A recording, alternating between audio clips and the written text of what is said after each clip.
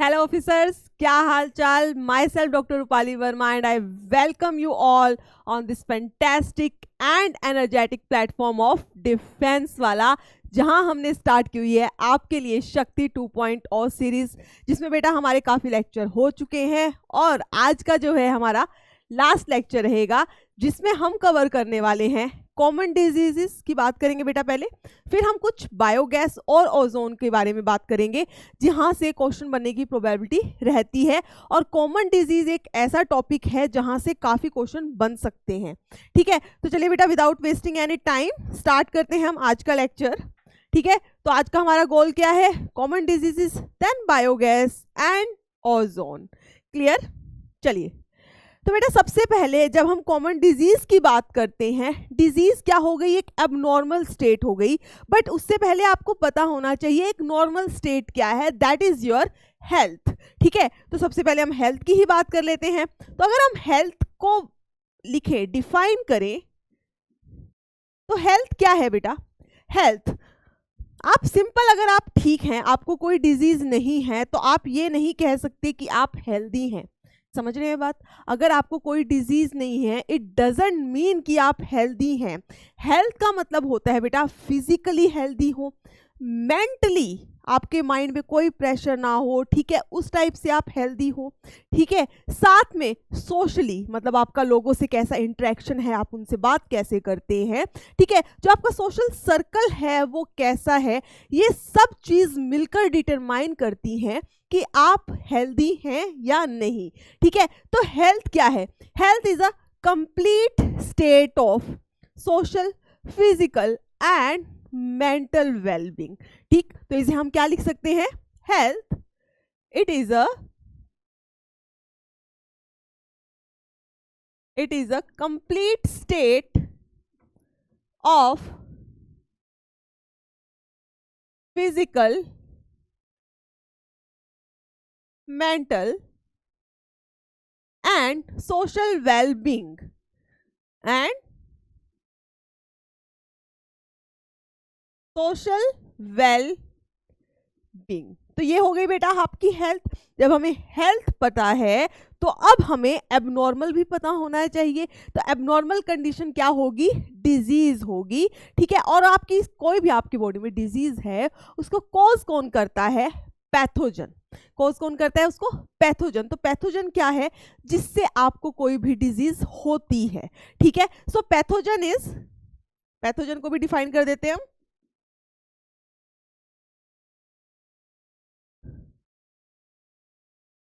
Pathogen को क्या लिखेंगे बेटा हम? Pathogen is a disease causing agent. जो भी एजेंट आपको डिजीज कॉज कर रहा है, दैट इज पैथोजन। ठीक है, तो चलिए फिर अब डिजीज लिख देते हैं।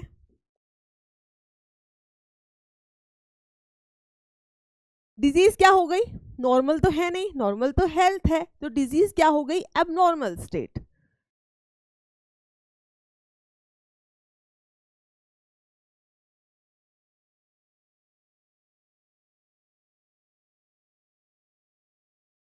किसी भी लिविंग बीइंग की, जो भी इंसान, जो भी चीज जिंदा है, उसकी एक एबनॉर्मल स्टेट, मतलब कि वो अपनी सेंसेस में नहीं है, उसकी बॉडी में कुछ ना कुछ इफेक्ट्स हो रहे हैं, कुछ ना कुछ दिक्कत हो रही है, दैट इज डिजीज।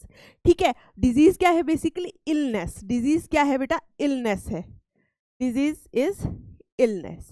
ठीक है, अगर हम डिजीज की बात करें तो डिजीज जो है वो टू टाइप्स की हो सकती है। डिजीज जो है बेटा टू टाइप्स की हो सकती है। कुछ ऐसी डिजीज हैं कि अगर आपको हो गई तो आप उनको ट्रांसमिट कर सकते हैं दूसरे पर्सन को। आपने देखा होगा घर के अंदर कई बार क्या होगा, मान लो आपको कोल्ड हुआ है, देखेंगे आप 2 दिन बाद आपके किसी ब्रदर को कोल्ड हो गया है, फादर या मदर किसी को भी कोल्ड हो गया, या फिर उनको हुआ है तो आपको हुआ है, आपसे किसी और को हो रहा है। So these are the infectious disease, communicable, जिनको आप ट्रांसफर कर रहे हो। ठीक है, और कुछ होती है नॉन इन्फेक्शियस डिजीज, जिनको आप ट्रांसफर नहीं करते हो। मान लो किसी को एल्जाइमर्स है। एल्जाइमर्स क्या होता है, ब्रेन में कुछ प्रॉब्लम हो जाती है, भूलने की बीमारी जिसे कहते हैं। ठीक है, तो ऐसा तो नहीं है ना कि घर पे किसी और को है तो उनको देखकर या उनका जूठा खाने से या उनके सांस लेने से, उनकी ड्रॉपलेट इन्फेक्शन से आपको हो जाएगी, ऐसा नहीं है। ना ही ऐसे कैंसर होता है। ठीक है, तो ये सब क्या होती है बेटा, these are the non infectious disease. ठीक है, तो इन्फेक्शियस डिजीज कैसी हो सकती है, हम क्या लिख सकते हैं, डिजीज कैन बी इन्फेक्शियस, जिन्हें हम कहेंगे कम्युनिकेबल। ठीक है, या उनको हम कहते हैं non infectious.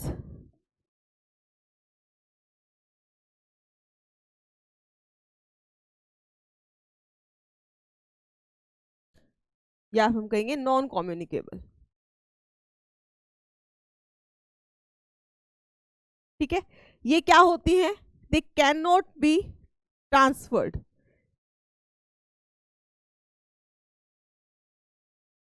Can not be transmitted. ठीक है, तो इसमें हम एग्जाम्पल क्या लिख सकते हैं बेटा, लाइक कैंसर है, एल्जाइमर्स है। ठीक है, जो भी आपको डिजीज होती है जो आपसे किसी और को नहीं हो रही है, these are the non infectious या नॉन कम्युनिकेबल। और जो आपसे किसी और को हो जाए, जैसे कि कोल्ड, कितना जल्दी फैल जाता है बेटा, कोल्ड है, एड्स है, ये किसी ना किसी तरीके से जो है किसी दूसरे इंसान को हो जाती है। ठीक है, सो वो होती हैं आपकी इन्फेक्शियस और we can say the communicable disease. इतनी बात क्लियर है। अब हम बात करेंगे यहाँ पर आज बैक्टीरियल डिजीज कौन सी होती है, वायरल डिजीज कौन सी है, देन पैरासिटिक इन्फेक्शंस कौन से हैं। ठीक है, ये सब अब आपको ध्यान कैसे रखना है। कुछ डिजीज काफ़ी इंपॉर्टेंट है, कुछ में होता है कि मान लो कि आपको वायरल कुछ 4 ऑप्शन दे दिए जिसमें आपको 4 डिजीज लिखी हैं, आपसे पूछ लेंगे बताइए इनमें से वायरल डिजीज कौन सी है, इनमें से बैक्टीरियल डिजीज कौन सी है, फंगल डिजीज कौन सी है। तो आपको ये याद रखना ही पड़ेगा और काफ़ी इंपॉर्टेंट है। ठीक, चलिए सबसे पहले हम वायरल डिजीज कर रहे हैं बेटा। वायरल डिजीज का मतलब क्या है कि यहाँ पर जो पैथोजन है, यहाँ पर जो पैथोजन है वो क्या है, वायरस है। Pathogen here is virus. जो डिजीज आपको वायरस से होती है वो सबसे पहले जो हमने लिखी है, सबसे पहले जो डिजीज हमने लिखी है बेटा, कॉमन कोल्ड, जो नॉर्मली हो जाती है। कोल्ड अब जैसे ही थोड़ा सा वेदर चेंज होगा कोल्ड हो जाता है, तो इसका पॉजिटिव एजेंट क्या है, positive agent is rhino virus. ठीक है बेटा, एक चीज आप ध्यान रखेंगे, मैं यहाँ पर जस्ट कॉमन कोल्ड की बात कर रही हूँ, मैंने न्यूमोनिया नहीं कहा। मैंने क्या बोला, कॉमन कोल्ड जो नॉर्मल हो गया। कॉमन कोल्ड के अंदर जो इन्फेक्शन है वो आपके लंग्स तक नहीं पहुंचता है, बट निमोनिया जो है उसके अंदर इन्फेक्शन लंग्स तक पहुंचता है। दोनों के पॉजिटिव एजेंट बिल्कुल ही डिफरेंट है, ये याद रखेंगे आप।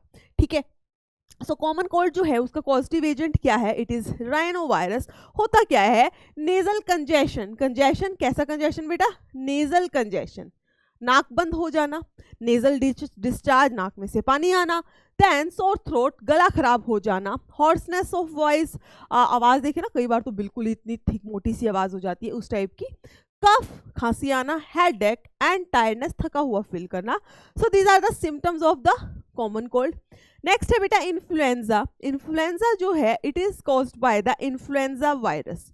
इन्फ्लुएंजा को कौन कॉज करता है, इन्फ्लुएंजा वायरस, जिसके अंदर जो सिम्टम्स हैं वो कैसे होंगे, सोर थ्रोट, गला खराब होना, fever, muscle pain, headache and body एक, मतलब कि सिर में भी दर्द रहना और बॉडी में भी। देन है बेटा स्मॉल पॉक्स। स्मॉल पॉक्स का पॉजिटिव एजेंट इज वेरियोला। बहुत इंपॉर्टेंट है, आप याद रखेंगे, बट स्मॉल पॉक्स जो है इट हैज़ बीन इरेडिकेटेड। अब ये नहीं होती है, ये डिजीज पूरे तरीके से इरेडिकेट हो चुकी है। ठीक है, तो स्मॉल पॉक्स का पॉजिटिव एजेंट क्या है, वेरियोला वायरस है। वायरस वायरल डिजीज है सब। ठीक है, यहाँ क्या होता था बेटा, बहुत ज़्यादा हाई फीवर, थकान हो जाती थी, स्मॉल रेड कलर के स्पॉट्स हो जाते थे पूरी स्किन पर, और बाद में वो स्पॉट्स काफ़ी बड़े हो जाते थे, इवन काफ़ी इससे डेथ भी काफ़ी होती थी। और कुछ लोगों का आपने देखा होगा, कुछ ऐसे गड्ढे गड्ढे रह जाते, जो पुराने लोग हैं उनका कभी देखना तो उनको स्मॉल पॉक्स हुआ होता है। ठीक है, but now it has been eradicated. Next one is बेटा मीजल्स। ठीक है, मीजल्स जिसको आई थिंक हम हिंदी में खसरा भी कहते हैं।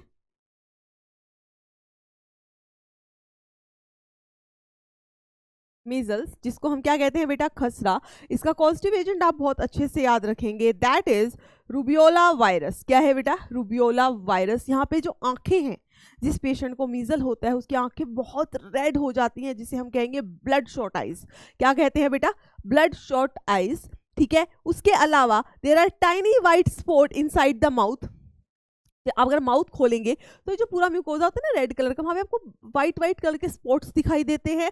Cough, fever, runny nose, skin rash and sore throat, ये कुछ कॉमन फीचर्स हैं। अब आप बात करेंगे सिम्टम की, बेटा सिम्टम्स पे क्वेश्चन बनने की प्रोबेबिलिटी थोड़ी बहुत कम ही रहती है, बट डिजीज का पॉजिटिव एजेंट जो है आपको याद होना चाहिए। जैसे स्मॉल पॉक्स का वेरियोला होता है, मीजल्स का रूबियोला वायरस होता है। ठीक है, चलिए नेक्स्ट, अभी हम क्या कर रहे हैं, वायरल ही कंटिन्यूड हैं। नेक्स्ट इज बेटा मम्प्स।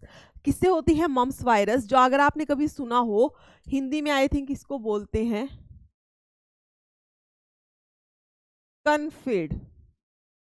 मैंने आपको एक चीज बताई, देखो यहाँ क्या लिखा है, स्वेलिंग इन पैरोटिड ग्लैंड। देखो पैरोटिड ग्लैंड्स, जब मैंने आपको स्लाइवरी ग्लैंड्स करवाए थे तब मैंने आपको 3 टाइप के स्लाइवरी ग्लैंड बताए थे बेटा, पैरोटिड, सब मैंडिबुलर एंड सब लिंगुअल। तो पैरोटिड ग्लैंड्स जो हैं आपके कहाँ थे, यहाँ इस एरिया में थे, इन फ्रंट ऑफ ईयर थे। तो यहाँ पर क्या होता है, due to this mump virus infection, जो ये पैरोटिड ग्लैंड है यहाँ पर हो जाती है स्वेलिंग काफ़ी ज़्यादा।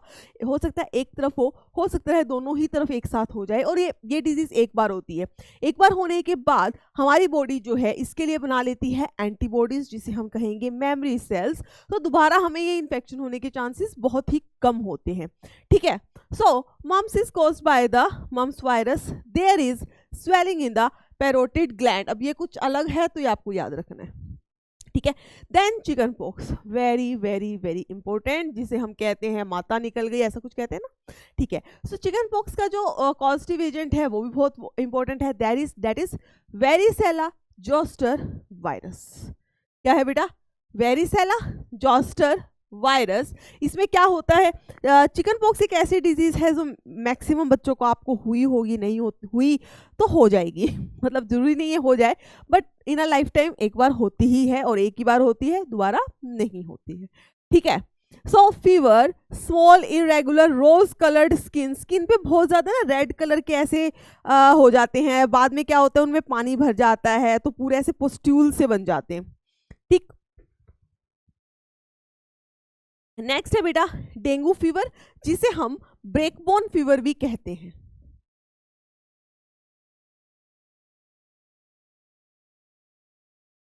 जिसे हम क्या कहते हैं बेटा, ब्रेकबोन फीवर भी कहते हैं।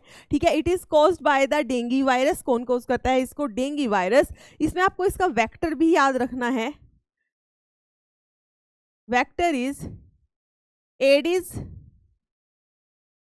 Aegypti mosquito.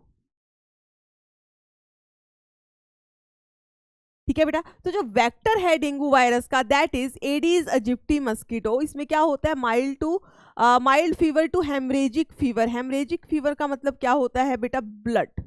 ठीक है, इंटेस्टाइन्स के अंदर क्या होता है, हेमरेज हो सकता है, परफोरेशन हो जाती है, which causes bleeding from the gums and the nose. ठीक है, जिससे क्या है, गम से, नोज से, इन सब से क्या है, ब्लीडिंग स्टार्ट हो जाती है। एक बात यहाँ पे याद रखेंगे कि इसमें कई बार पूछ लेते हैं कि ब्लड के अंदर कौन से सेल्स हैं जो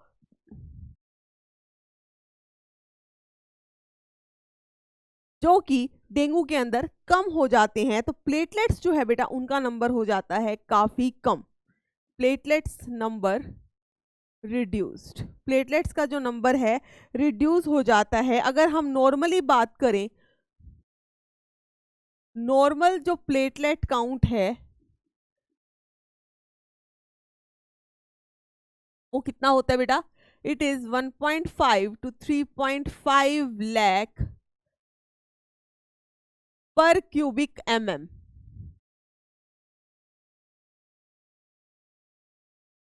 पर क्यूबिक एमएम ये है नॉर्मल काउंट बेटा। अगर इससे कम जब डेंगू फीवर होता है तो प्लेटलेट काउंट जो है वो क्या हो जाता है, काफी ज्यादा कम होना शुरू हो जाता है, जिसकी वजह से क्लोटिंग, ब्लड की जो क्लोटिंग है वो डिस्टर्ब हो जाती है, और इसलिए इसको हम क्या कहते हैं, हेमरेजिक फीवर। क्या कहते हैं, haemorrhagic fever and the break bone fever. Next है बेटा polio. Polio is caused by the polio virus. Polio simple सी बात है किससे कॉज होता है, पोलियो वायरस से। यहाँ पर क्या होता है, fever, fatigue, headache, pain in limbs, even क्या हो जाती है, पैरालिसिस। क्या देखने को मिलती है बेटा, पैरालिसिस तक हो जाती है। ठीक है, इतना आपको पता है ना, 2 बूंद जिंदगी के जो बच्चों को पिलाने आते हैं ड्रॉप्स के साथ। ठीक है, तो इसके अंदर हम क्या देते हैं बेटा, OPV, that is oral polio vaccine. क्या देते हैं बेटा, OPV, that is oral polio vaccine. ठीक है, नेक्स्ट डिजीज है बेटा हेपेटाइटिस बी, जो which is caused by the hepatitis B virus. इसमें क्या होता है, जॉन्डिस हो जाता है। ठीक है, लीवर का जो है इसके अंदर काफी ज्यादा डैमेज हो जाता है। ठीक है, जॉन्डिस आपको पता ही है, हेपेटाइटिस आपको पता है, और हेपेटाइटिस काफी ज्यादा खतरनाक है, ठीक भी नहीं होती है। ठीक है, नेक्स्ट है बेटा SARS. Next is SARS, that is severe acute respiratory syndrome. SARS is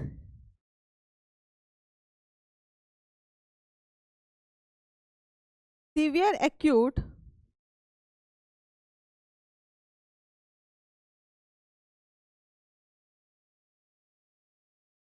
severe acute respiratory syndrome. SARS जो है it is caused by the corona virus. SARS जो है it is caused by corona virus. जैसे अभी जो हमारी कोविड-19 चली हुई है बेटा, कोविड-19, इसका पॉजिटिव एजेंट क्या है, it is SARS CoV 2। SARS CoV 2। ठीक है, सिम्टम्स क्या है डिजीज के, cough, fever, chills and headache. Clear. Then अगर हम बात करें रेबीज की, रेबीज सुना होगा आपने, ये ज्यादातर क्या होता है, किसी एनिमल की बाइट से होता है। कौन से एनिमल, रेबिड एनिमल, जिनके अंदर क्या होता है, रेब्डो वायरस। ठीक है, जिन एनिमल्स के पास रेब्डो वायरस होती है उन्हें हम क्या कहते हैं, रेबिड एनिमल्स।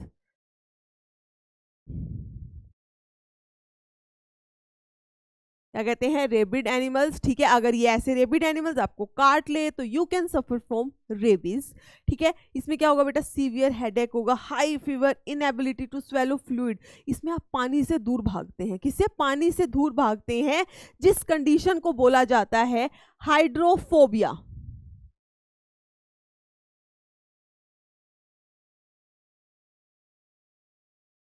इस कंडीशन को बोला जाएगा बेटा हाइड्रोफोबिया। मींस अगर किसी को रेबीज हो जाए तो वो पानी से दूर भागते हैं, और उस कंडीशन को बोला जाता है हाइड्रोफोबिया।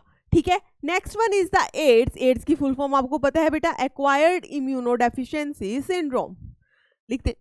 चलिए लिख देते हैं इसको, it is acquired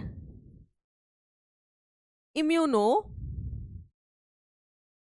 deficiency syndrome. क्या है बेटा, acquired immunodeficiency syndrome which is caused by the HIV, that is human immuno virus. ठीक है, इसको कौन कॉज करता है बेटा, HIV। पॉजिटिव एजेंट क्या है, HIV। यहाँ पर क्या होता है, लिम्फ नोड जो है उसकी एनलार्जमेंट हो जाती है, फीवर हो जाता है, और क्या होता है, फीवर जो है अनएक्सप्लेन्ड फीवर है, पता नहीं किस लिए आ रहा है, अनएक्सप्लेन्ड वेट लॉस है, पता नहीं क्यों वेट लॉस हुआ जाता है। ठीक है, तो ऐसी कंडीशन जब तक इंसान को पता नहीं होता कि उसको एड्स हो गया है, तो इसमें क्या होगा बेटा, एनलार्ज लिम्फ नोड्स होगा, फीवर हो जाएगा, वेट लॉस हो जाएगा। ठीक है, नॉर्मली जब किसी को बेटा HIV ये वायरस जो है इन्फेक्ट करती है, तब हम उस पेशेंट को पहले कहते हैं HIV पॉजिटिव। क्या कहेंगे, HIV पॉजिटिव। बट धीरे धीरे ऐसा नहीं है कि आज किसी को इन्फेक्शन हुआ HIV से कल उसको एड्स हो गया, नहीं, ऐसे नहीं होता। आज मान लो उसको किसी को इन्फेक्शन हुआ HIV से बाय एनीवेज, ठीक है, तो क्या होगा बेटा, इसके बीच में एक विंडो पीरियड होता है 5 to 10 ईयर्स का। मतलब कि कम से कम 5 से 10 साल लग जाते हैं इस HIV पॉजिटिव पेशेंट को एड्स होने में। एड्स तो क्या हो गया, लास्ट स्टेज ही हो गई, तो डेथ ही होनी है। ठीक है, तो HIV पहले क्या होता है, पर्सन HIV पॉजिटिव होता है जब आप यूं कह लो कि एड्स के अंदर जो है कौन से सेल्स जो हैं हमारे इम्यून सिस्टम के वो डिक्रीज हो जाते हैं, that is T helper sales. कौन से बेटा? टी हेल्पर सेल्स, उनको हम CD4 सेल्स भी कह देते हैं। उनका नंबर जब लेस देन 200 सेल्स पर mm³ ऑफ ब्लड हो जाता है, तब इंसान को क्या कहा जाएगा कि उसे हो गया है एड्स। ठीक है बेटा, तो हम क्या कह सकते हैं?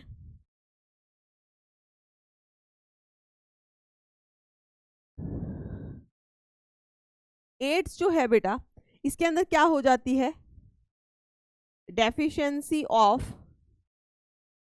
T4 और टी हेल्पर सेल्स, और यू कैन से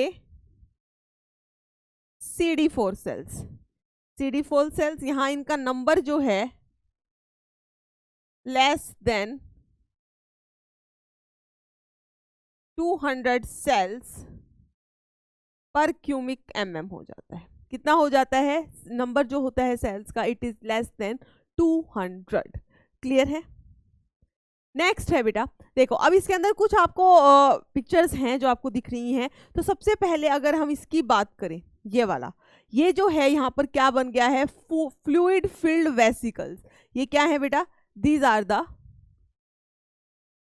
फ्लूइड फिल्ड वेसिकल। क्या है बेटा? Fluid filled vesicle. इस कंडीशन को बोला जाएगा चिकन पॉक्स।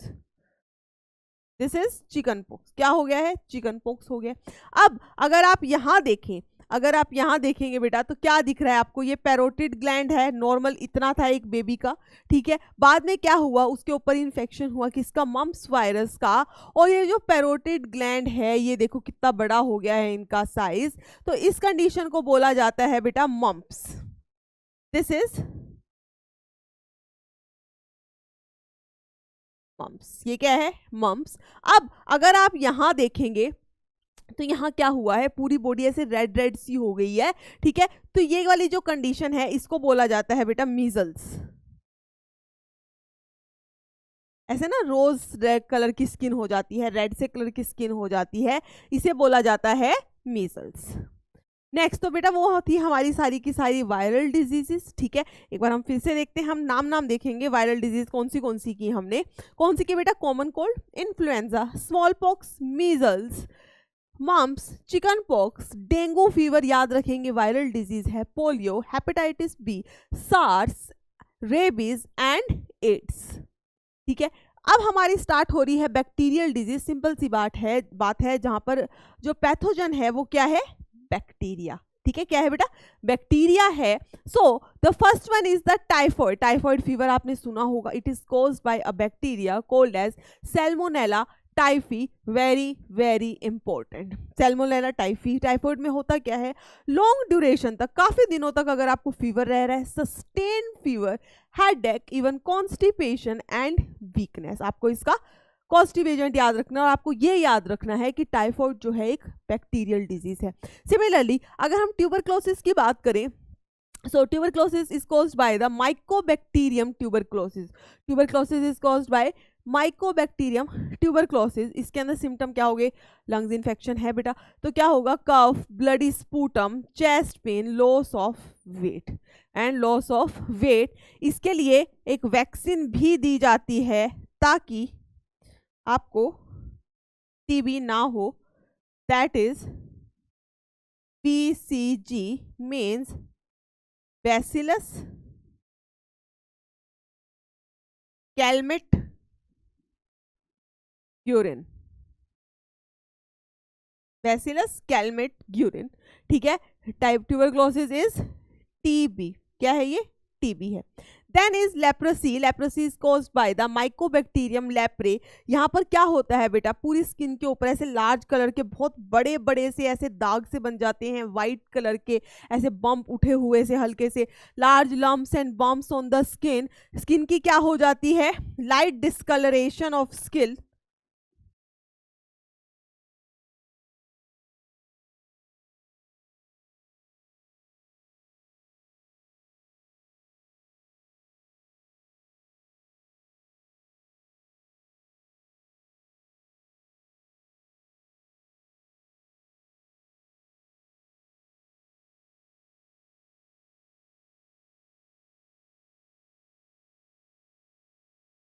ठीक है बेटा। तो लेप्रेसी जो है it is caused by mycobacterium leprae. यहाँ पर क्या होता है, व्हाइट कलर की बहुत बड़े बड़े लार्ज बम्प्स से बन जाते हैं स्किन के ऊपर, बहुत लाइट से कलर के होते हैं, तो स्किन के नीचे जस्ट जो नर्व्स होती हैं उनको भी इन्वॉल्व कर लेते हैं, जिसकी वजह से उस एरिया में जहां पर भी ये बम्प्स हो रहे हैं, वैसे पूरी बॉडी पे हो जाते हैं कहीं पर भी, ठीक है, वहां पर क्या हो जाती है, सेंसेशंस जो हैं वो चली जाती हैं। There is loss of sensation means उनको कुछ पता नहीं लगेगा, यहाँ पर आप हाथ लगाएंगे कुछ भी।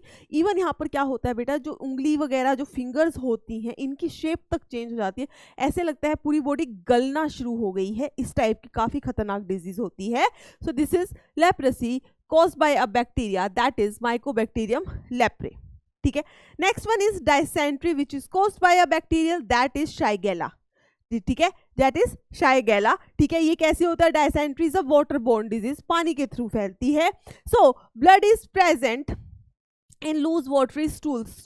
इसमें पेशेंट को होता क्या है, स्टूल्स जो हैं वो बहुत ज़्यादा पानी जैसे हो जाते हैं और उसके अंदर इवन ब्लड तक प्रेजेंट होता है। ठीक है, क्लियर। तो बैक्टीरियल में अभी हमने कौन सी किया है, typhoid, tuberculosis, leprosy and dysentery. Next one है बेटा डिप्थीरिया। डिप्थीरिया इसको हम हिंदी में गल घोंटू ऐसे ही लिखते हैं शायद, गल घोंटू भी कहते हैं बेटा। ठीक है, it is caused by Corynebacterium diphtheria. Very very very important, diphtheria is caused by a bacteria called Corynebacterium diphtheria. यहाँ पर क्या होता है, सोर थ्रोट हो जाती है, जो थ्रोट है वहाँ एक अजीब सी लेयर बन जाती है, नॉर्मली ये बच्चों में होती है, और ये इतनी खतरनाक होती है कि इससे पहले कि बच्चे को आप हॉस्पिटल लेके जाएं, चलो हॉस्पिटल ले भी गए तो डॉक्टर को पता चले कि बच्चे को हुआ क्या है, वो ड्यू टू सफोकेशन इतनी ज्यादा उसका गला घुटने लग जाता है खुद से, तभी क्या नाम क्या है, गल घोटू की बच्चे की डेथ हो जाती है। तो जिस बच्चे को डिप्थीरिया हो जाए उसको बचाना बड़ा मुश्किल होता है, इसलिए स्टार्टिंग में ही बच्चा जब होता है छोटा सा तभी उसको एक वैक्सीन दी जाती है, दैट इज DPT। ठीक है, DPT, इसके अंदर D stands for diphtheria, P stands for pertussis and T stands for tetanus. ठीक है, तो इसको क्या दी जाती है बेटा, DPT vaccine, diphtheria, pertussis and tetanus. फिर क्या है बेटा, पर्ट्यूसिस जिसको हम कहते हैं काली खांसी, जिसे हम क्या कहते हैं बेटा, काली खांसी तक कहते हैं। It is caused by a bacteria known as bordetella pertussis, caused by Bordetella pertussis. यहाँ पर क्या होता है, जब आप खांसते हैं ना तो काली खांसी, इसको कुत्ता खांसी भी बोलते हैं शायद। सो एक करेक्टरिस्टिक से अजीब सी साउंड आती है, a characteristic loud whooping sound is produced when one tries to draw in air. ठीक है, coughing can occur several times a day and cause exhaustion, मतलब आप कितनी कफिंग वगैरह करते हो आप थक जाते हो। तो this is pertussis caused by Bordetella pertussis. ऊपर क्या आते हैं, diphtheria caused by Corynebacterium diphtheria, and these are the bacterial disease. ठीक है, नेक्स्ट है बेटा pneumonia. Pneumonia is caused by Streptococcus pneumoniae. Pneumonia is caused by Streptococcus pneumonia. अब आपको यहाँ पे याद रखना है, जब कोल्ड की बात की थी वो मैंने वायरल इन्फेक्शन बताया था।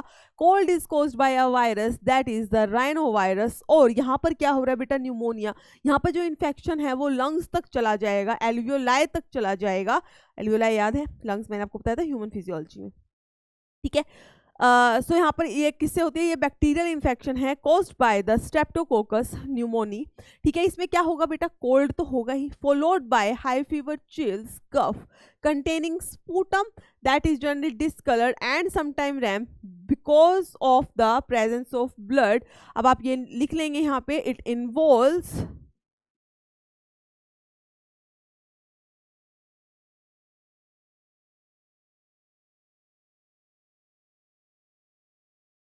alveoli of lungs।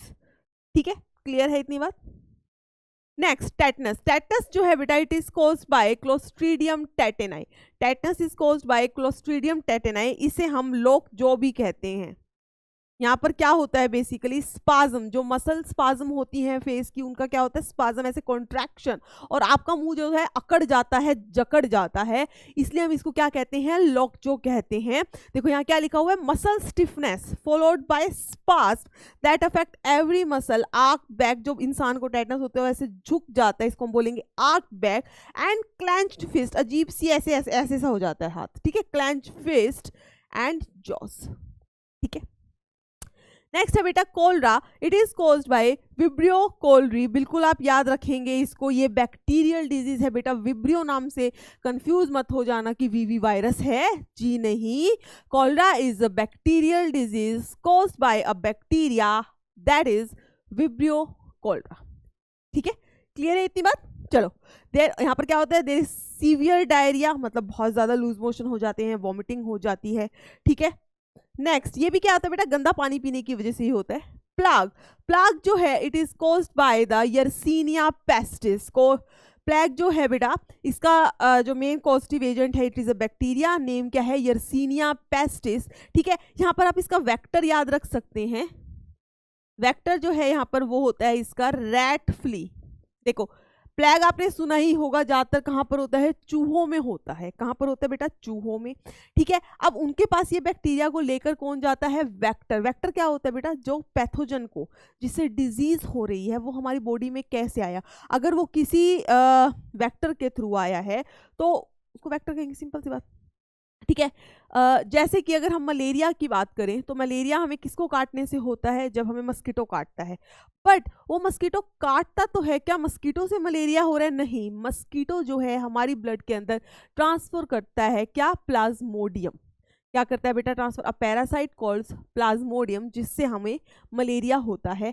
ऐसे ही प्लेग जो है it is caused by yersinia pestis, but उसे ट्रांसफर कौन करता है, उसका वेक्टर कौन है, इट इज रैट फ्ली, ठीक है। वैसे तो ये रैट्स के बीच में ही रहता है, अगर ये रैट फ्ली हमें आगे काट जाए तो हमें भी हो जाएगा, ठीक है। तो इसमें क्या होगा बेटा, high fever, red patches appear on the skin which turn black, जो कि धीरे धीरे ब्लैक तक हो जाती है। आपको डिजीज और उसका कॉजेटिव एजेंट अच्छे से पता होना चाहिए, इवन वेक्टर ऑल्सो कुछ जिसका हो, ठीक है बेटा। फिर बात करते हैं मलेरिया, मलेरिया जो है it is caused bye Plasmodium, Plasmodium पूरा नाम लिखेंगे इसका हम, प्लाज्मोडियम वाइवेक्स, ठीक है। अब यहाँ पे अगर हम वेक्टर की बात करें,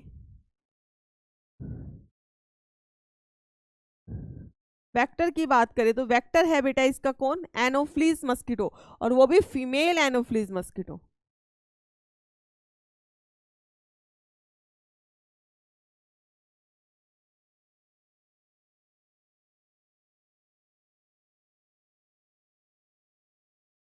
सो malaria is caused bye Plasmodium vivax, और जिसका वेक्टर क्या है, फीमेल एनोफ्लिस मस्कीटो है। यहाँ पर बहुत ज़्यादा फीवर आता है, रेस्टलेसनेस, स्लीपलेसनेस, नींद नहीं आएगी, ठीक है।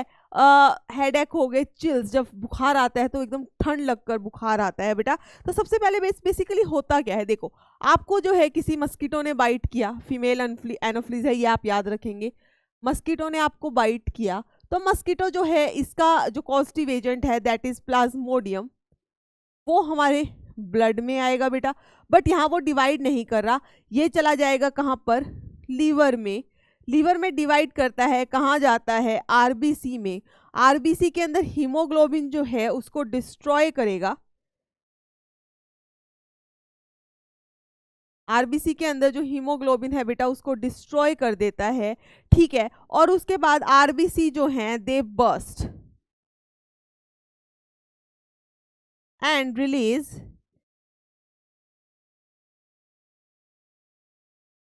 हीमोजोइन ग्रैन्यूल्स, ठीक है। और जैसे हीमोजाइन ग्रैन्यूल्स रिलीज होते हैं दो they coincides with chills and fever,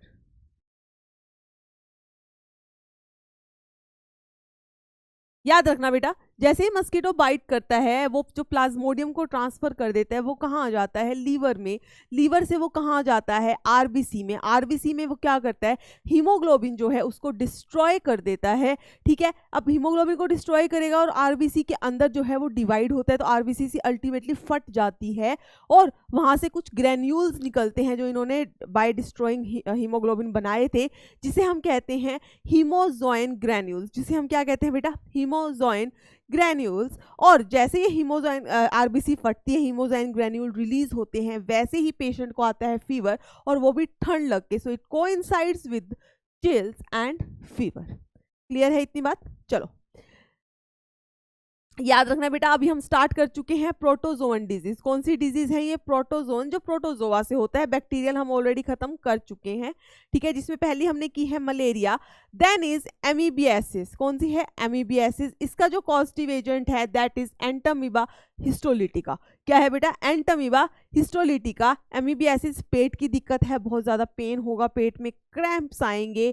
ठीक है, जो स्टूल्स है, जो फीसिस पास करते हैं उनमें बहुत ज्यादा म्यूकस मिलता है, ब्लड मिलता है, कॉन्स्टिपेशन हो जाती है। ठीक है, सो एमीबियासिस क्या है, it is a protozoan disease caused by a protozoa called Entamoeba histolytica. Clear है इतनी बात? चलिए फिर अभी हम प्रोटोजोन डिजीज ही कर रहे हैं। नेक्स्ट वन है बेटा काला आजार। कौन सी है, काला आजार, जिसका कॉजेटिव एजेंट जो है वो क्या है, लिशमेनिया डोनोवेनी। ठीक है, कॉजेटिव एजेंट जो है इसका दैट इज लिशमेनिया डोनोवेनी। क्या है बेटा, इसका पॉजिटिव एजेंट इज लिशमेनिया डोनोवेनी। ठीक है, अब लिशमेनिया डोनोवेनी जो है इसका जो वेक्टर है, लिशमेनिया डोनोवेनी जो है इसका वेक्टर होता है बेटा सैंड फ्लाई।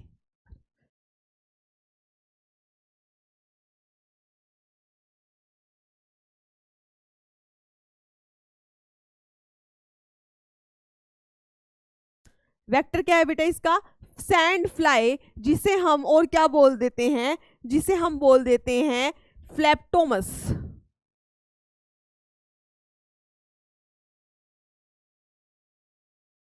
यही होता है आई थिंक, हाँ यही होता है। ठीक है, सो कालाजार जिसको बेटा हम ब्लैक फीवर भी कहते हैं, क्या कहते हैं, ब्लैक फीवर। ठीक है, kala azar that is black fever, it is caused by, positive agent क्या है इसका, protozoa that is Leishmania donovani, और वेक्टर जो है इसका वो क्या है, sand fly that is Phlebotomus. ठीक है, यहाँ पर सिम्टम्स क्या है, यहाँ पे स्प्लीन जो है उसकी एनलार्जमेंट हो जाती है। ठीक है, there is pain in the bones, darkening of the skin in elderly, hence the name kala azar. क्योंकि यहाँ पे स्किन जो है काली पड़नी शुरू हो जाती है, इसलिए इसका नाम क्या है, काला आजार that is black fever.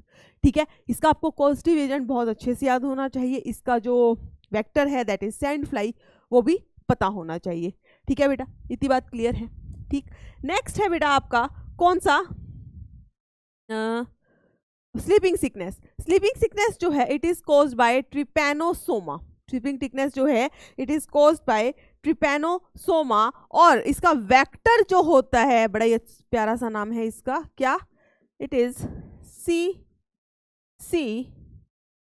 Fly. ठीक है, तो स्लीपिंग सिकनेस दिख रहा है, ये कुछ ऐसा सा होता है, सी फ्लाई है, इस वेक्टर को लेकर जाएगी। ठीक है, सो स्लीपिंग सिकनेस का जो वेक्टर है इट इज सी fly caused by Trypanosoma gambiense. यहाँ पर क्या होते हैं, red sores followed by fever, swollen lymph node along the back of the neck, headache and irritability. Later stages के अंदर पैरासाइट जो है हमारे सीएनएस तक, सेंट्रल नर्वस सिस्टम तक जा सकता है, वहाँ पे लेथार्जी और अनकॉन्शियसनेस करवा सकता है अगर हम इसको टाइमली ट्रीट नहीं करवाते हैं तो। ठीक है, नेक्स्ट है बेटा trichomoniasis. Next one is the trichomoniasis. Trichomoniasis जो है it is caused by protozoa that is Trichomonas vaginalis. ठीक है, ये क्या है बेटा, सारी प्रोटोजोअन डिजीज हैं। Trichomoniasis is caused by Trichomonas vaginalis. ठीक है, यहाँ पे क्या होगा, देखो ट्राइकोमोनास वेजिनैलिस, यहाँ पे बेसिकली जो फीमेल का वेजाइनल एरिया वगैरह है वहाँ पर इन्फेक्शन होता है। Inflammation of the cervix, urethra, vagina leading to the burning sensation, itching and smelly discharge. ठीक है, तो ये थी आपकी प्रोटोजोअन डिजीज। कौन सी की हमने, मलेरिया, अमीबियासिस, कालाजार, स्लीपिंग सिकनेस, ट्राइकोमोनियासिस, और ये बेटा आप माने बहुत ही ज़्यादा इंपॉर्टेंट है सारी की सारी protozoan disease, very very important. ठीक है बेटा, क्लियर है इतनी बात? चलिए ठीक है, फिर आता है कुछ हेलमिंथिक डिजीज, इसमें आपको एक दो याद रखनी है हेलमिंथिक डिजीज, जिसमें फर्स्ट वन इज एस्कैरियासिस। क्या है बेटा? Ascariasis caused by Ascaris lumbricoides. ठीक है, Ascaris caused by a helminthic Ascaris lumbricoid, जिसे हम राउंड वर्म भी कहते हैं, जिसे हम राउंड वर्म भी कहते हैं। और ये कहाँ होता है बेटा? Small intestine. कहाँ पर है? स्मॉल इंटेस्टाइन में। क्या होगा? Internal bleeding, muscular pain, fever, anaemia, blockage of intestinal passage. क्या आपको दिख रही है यहाँ पर? यहाँ पर ये जो नीचे है बेटा, ये स्मॉल इंटेस्टाइन है, और उसके अंदर ये जो व्हाइट कलर के आपको ये दिख रहे हैं वर्म्स, ये क्या है? एस्कैरिस हैं। ये बहुत ही जल्दी जो है रिप्रोड्यूस करते हैं, डिवाइड करते हैं, एक बारी में अराउंड 1 लाख एग तक दे देते हैं ये। तो मतलब ये बहुत जल्दी डिवाइड करते हैं, अगर इनका ट्रीटमेंट ना किया जाए तो ये आपकी स्मॉल इंटेस्टाइन को ऐसे ब्लॉक तक कर देते हैं। फिर उसके बाद क्या है? सर्जरी के बाद कभी आप देखना, कभी डिस्कवरी चैनल्स वगैरह पे इनकी सर्जरी दिखाई जाती है। इवन कुछ टाइम पहले मेरे एक फ्रेंड ने भी की थी ये सर्जरी। ठीक है, तो उसमें क्या है? इंटेस्टाइन को में ऑपरेशन करते हैं और ऐसे भर भर के एस्कैरिस को बाहर निकालते हैं। ये जो व्हाइट कलर का दिख रहा है, it is Ascaris lumbricoid, that is a round worm. Clear बेटा? चलिए नेक्स्ट है बेटा elephantiasis, which is caused by Wuchereria bancrofti. ठीक है, elephantiasis which is caused by Wuchereria bancrofti. यहाँ पर क्या होता है? There is chronic inflammation of lower limbs. Basically यहाँ पर जो है ब्लॉकेज हो जाती है लिम्फ वेसल्स की।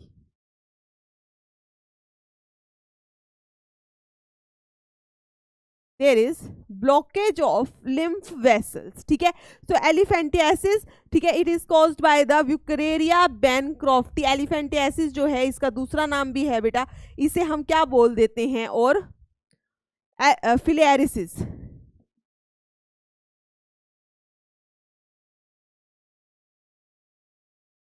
ठीक है, caused by Wuchereria bancrofti, there is chronic inflammation of liver, lower limb, blockage of the lymph vessels हो जाती है। तो सब कुछ नीचे ही रह जाता है। आप ये हाथ देखिए, इस पैर को देखिए कितना ज्यादा मोटा हो गया, इंसान को चलने में कितनी दिक्कत आती होगी। इसको हाथी पांव भी कहते हैं। एलिफेंटियासिस मीन्स हाथी पांव। ठीक है, क्लियर इतनी बात? चलिए नेक्स्ट है बेटा fungal disease. Next is fungal disease, जिसको आप रिंगवर्म इन्फेक्शन भी कहते हैं ना। ठीक है, इसके अंदर जो कॉजेटिव एजेंट है वो कौन से होते हैं बेटा? One is Trichophyton, next is Epidermophyton,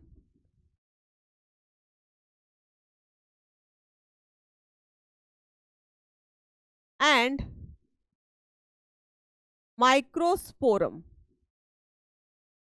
ठीक है, तो कॉजेटिव एजेंट जो है फंगल डिजीज में कौन से हो सकते हैं बेटा? Trichophyton, Epidermophyton and Microsporum. और क्या होता है बेटा? माइक्रोस्पोरम होता है। ठीक है, रिंगवर्म इन्फेक्शन जिसे आप कहते हैं दांत खाद खुजली, वो वाला बात हो गई। ठीक है, इनके लिए, इनको अगर फंगल इन्फेक्शन अगर होना है, इसके लिए एक स्पेसिफिक कंडीशन चाहिए होती है। ठीक है, कहाँ पर ये बेसिकली होते हैं? मॉइस्चर और हीट जहां पर आपको मिल जाए।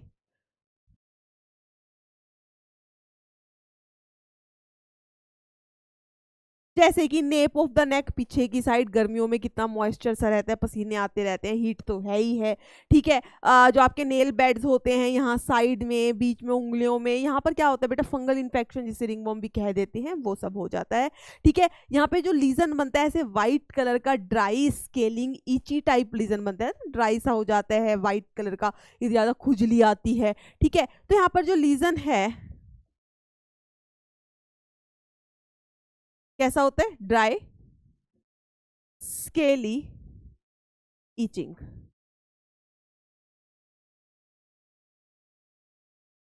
बहुत ज्यादा खुजली आती है। ठीक है बेटा, इतनी बात क्लियर है। सो ये हो गई फंगल डिजीज। तो हमने कौन सी करी है बेटा? हमने स्टार्ट किया था वायरल डिजीज से, देन भी हमने कवर किया है बैक्टीरियल डिजीज, फिर हमने किया कुछ protozoan disease, then helminthic disease, और लास्ट में हमने किया है फंगल डिजीज।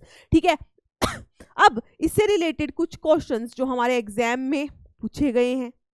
ठीक है, तो first one is which of the following statement is correct about the effect of the antibiotic on viruses. देखो बेटा, एंटीबायोटिक जो है उसी चीज पर इफेक्ट करेगी जहां पर कोई मेटाबॉलिक पाथवे होगा, ठीक है, जो अपने आप से डिवाइड करे, उसका खुद का एक पाथवे है, वहां जाकर एंटीबायोटिक जो है एक्ट करती है।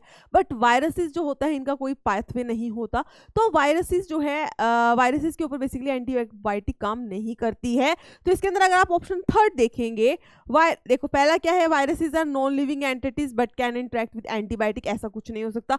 नॉन लिविंग पे तो एंटीबायोटिक भी काम नहीं करता है। Taking antibiotic causes viral infection, वो कह रहे हैं एंटीबायोटिक लेने से ही तुम्हें वायरल इन्फेक्शन हो जाएगा, ये अपनी अलग ही है, बिल्कुल गलत। ठीक, नेक्स्ट, वायरसेस जो हैं they do not possess metabolic pathway on which antibiotics can function where bacteria have such pathway, बिल्कुल ठीक है बेटा, बैक्टीरिया के पास उनका खुद का मेटाबॉलिक पाथवे होता है जहां पर एंटीबायोटिक जो है इफेक्ट कर सकती हैं, बट वायरसेस के पास ऐसा नहीं होता है। तो आपका आंसर हो जाएगा, it will be option number C, ठीक है। नेक्स्ट है बेटा, which one of the following is a bacterium that cause disease in a human body. हमसे क्या पूछा है, बैक्टीरिया पूछा है। क्या पूछा है बेटा, बैक्टीरिया। सबसे पहले आता है वेराइसोला जोस्टर जो कि चिकन पॉक्स करता था, और ये क्या था, वायरस था, याद आ रहा है, जो कि क्या करता है, चिकन पॉक्स करता है, ठीक है। ट्रिपैनोसोमा गैम्बियासी भी नहीं होगा, ठीक, उसके ये तो पैरासिटिक इन्फेक्शन था, प्रोटोजोन इन्फेक्शन था। देन सैल्मोनेला टाइफी जो कि क्या करता है बेटा, टाइफॉइड कॉज करता है, और ये क्या है, बैक्टीरिया है, ठीक है। तो आंसर हो जाएगा हमारा option number C, answer will be option number C. Next, which of the following is a water borne disease. इनमें से कौन सी ऐसी डिजीज है जो पानी के थ्रू होती है। तो सबसे पहले जॉन्डिस, ट्यूबरक्लोसिस, रेबीज, आर्थराइटिस, ये तीनों तो नहीं होती बेटा। ट्यूबरक्लोसिस कभी सुना, पानी से हो गई, ठीक है। रेबीज तो किसी काटने से होगी, तो पानी से नहीं होगी, पानी से उनको डर लगेगा बल्कि, ठीक है। आर्थराइटिस मतलब जॉइंट प्रॉब्लम, वो भी नहीं होगी। तो हमारा क्या बचता है, जॉन्डिस, ठीक है। So correct option is option number A. Next है बेटा, AIDS is caused by a virus whose genetic material. AIDS जो है किस वायरस से होता है, HIV, और HIV के पास क्या होता है बेटा, सिंगल स्ट्रैंडेड RNA होता है।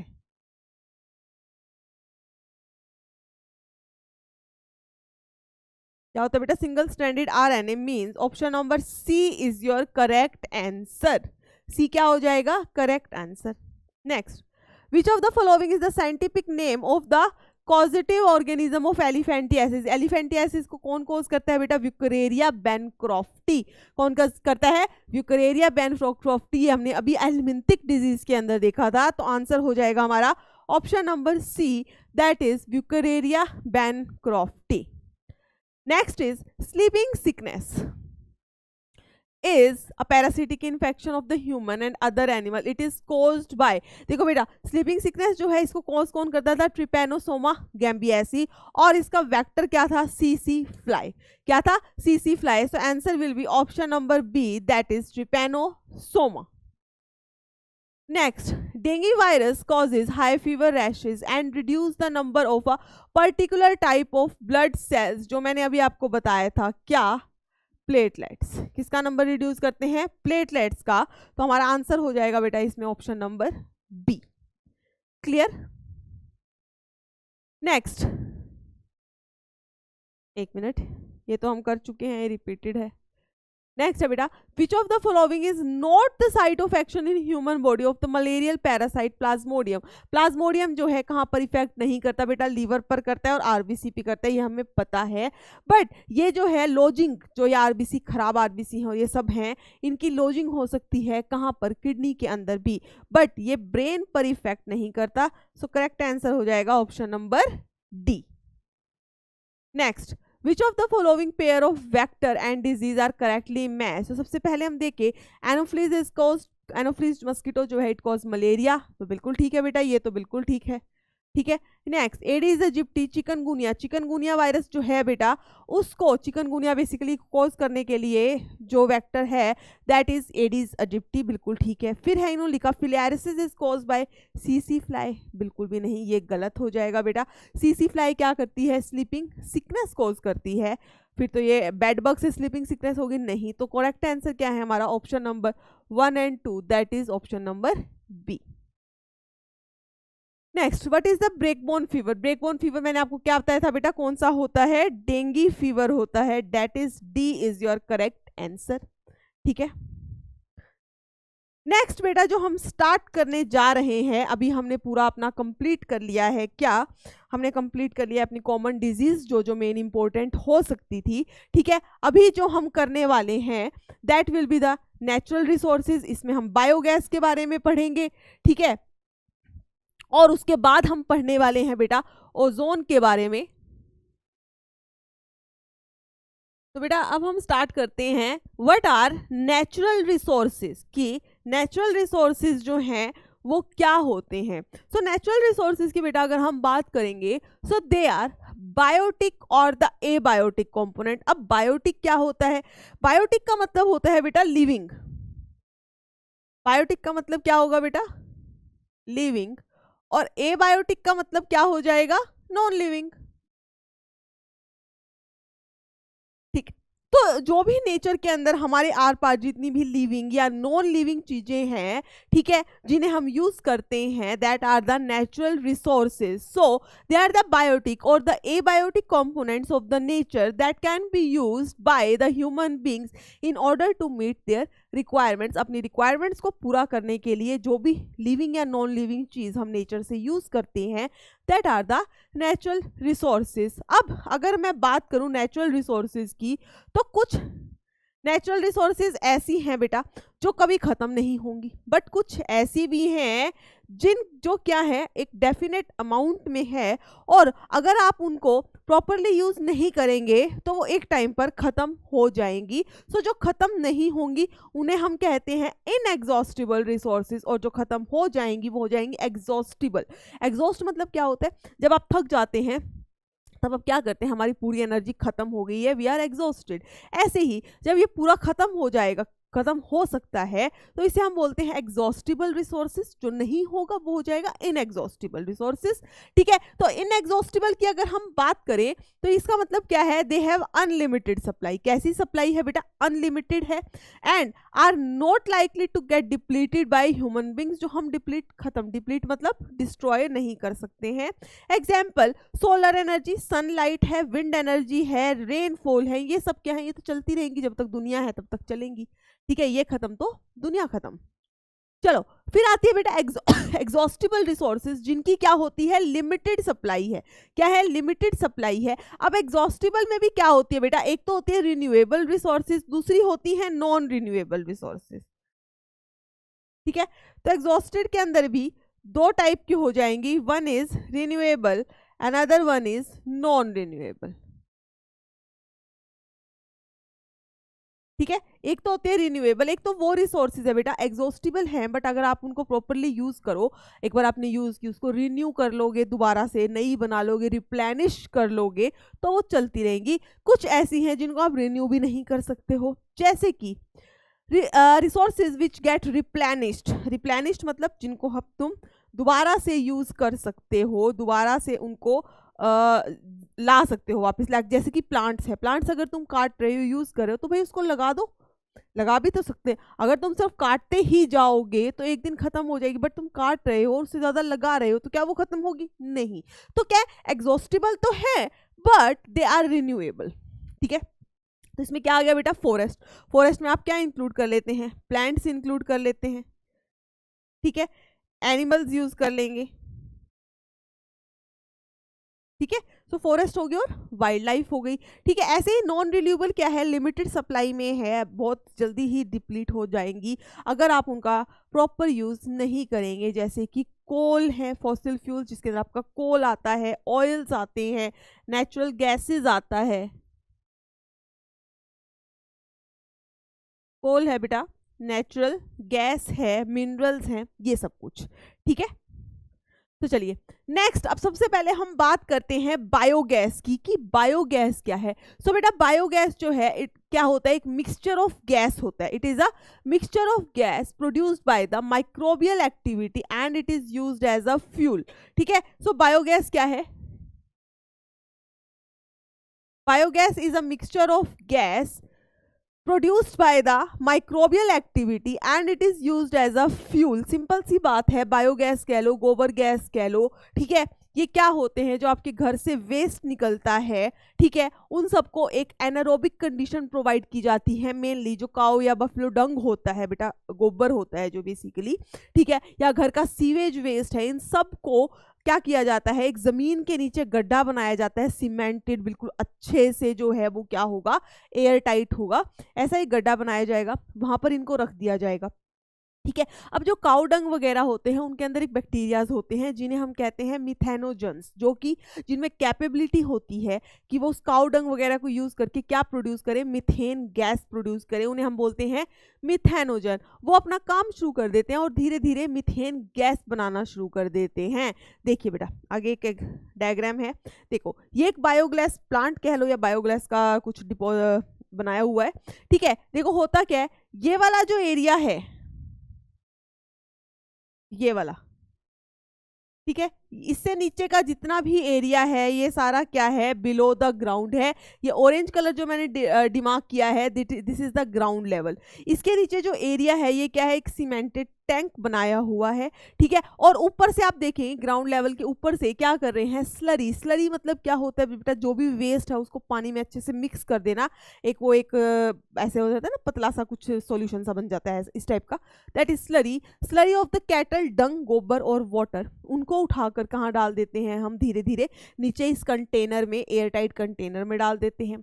अब उनके पास बैक्टीरिया तो हैं ही, कौन से, मिथेनोजन, जो मीथेन गैस प्रोड्यूस करते हैं, वो अपना काम करना शुरू कर देते हैं। और धीरे धीरे जो है ये खाली जगह जो दिख रही है बेटा, यहाँ पर बायोगैस जो है इकट्ठी होनी शुरू हो जाती है। बायोगैस का जो मेन कॉन्स्टिट्यूएंट होता है that is the methane gas. ठीक है, और उसके बाद जो यहाँ पर बच जाएगा, ठीक है, जो यहाँ पर बच जाएगा जिसे हम कहते हैं डाइजेस्ट, ठीक है, इसको भी हम यूज कर सकते हैं किस फॉर्म में, उसको हम कर सकते हैं खाद वगैरह बना सकते हैं उसकी। ठीक है, खाद जो ऑर्गेनिक फार्मिंग के अंदर इसको यूज कर सकते हैं। तो इस चीज से क्या होगा, जो भी है कोई भी आपकी चीज वेस्ट नहीं होगी, हर चीज जो है वो यूज की जा रही है। अब देखो सिंपल क्या हुआ, लाइव स्टॉक वेस्ट मतलब कि डंग वगैरह जो भी था, ठीक है, क्रॉप्स का वेस्ट जो आपने ऊपर से क्रॉप कट कर ली है, नीचे का जो पोर्शन रह गया है वो सब, या घर के अंदर का जो फूड वेस्ट होता है, जो खाना बच गया है, ये सब कुछ, या वाटर, इन सबको मिला के एक एनारोबिक डाइजेस्टर में डाल देते हैं। ये बात आप याद रखेंगे बेटा,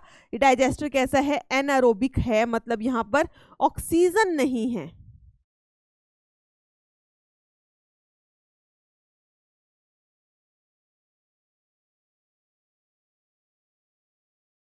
ऑक्सीजन नहीं है, ये जो मीथेन प्रोड्यूसिंग बैक्टीरिया होते हैं ये क्या करते हैं, एनारोबिक डाइजेशन शो करते हैं, बिना ऑक्सीजन की हेल्प से ही अपना काम करते हैं।